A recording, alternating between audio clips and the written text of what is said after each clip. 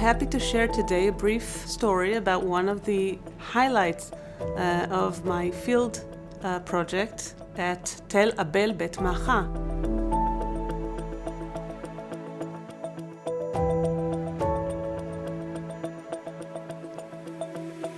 On a floor, we found a podium, an elevated circle of stones, and on top of that sort of stage, we found a jar.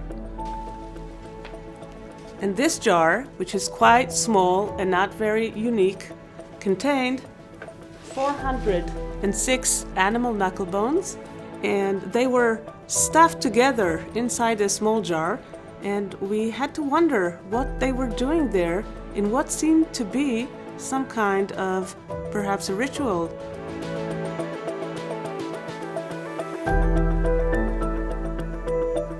We found that each bone had its own history, its own biography.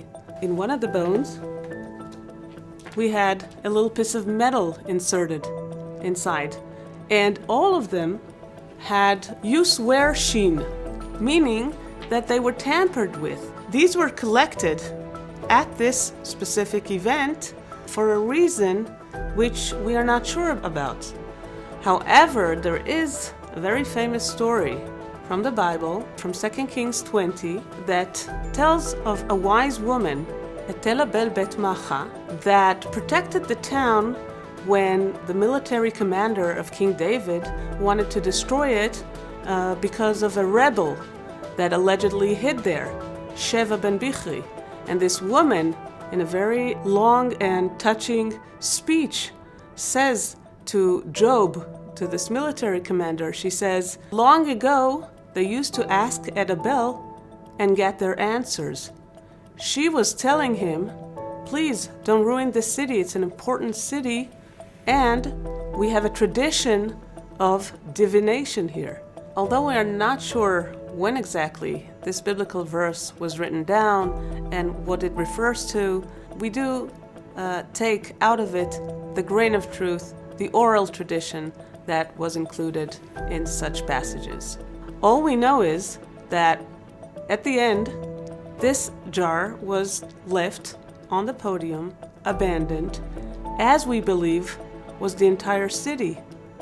Whatever they concluded there, it got them worried, and they had left the city, abandoned it at the end of the 9th century BC.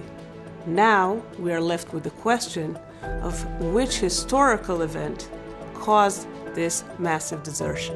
So it is finds like this that help us illuminate the history and the geopolitical situation that we had here during the Iron Age. Using analogy and textual evidence and biblical stories, as well as scientific methods, we are able to shed light on ancient events and processes, and these objects are silent until we do that. So maybe next time you're here in Israel, you might consider joining us on one of our excavations.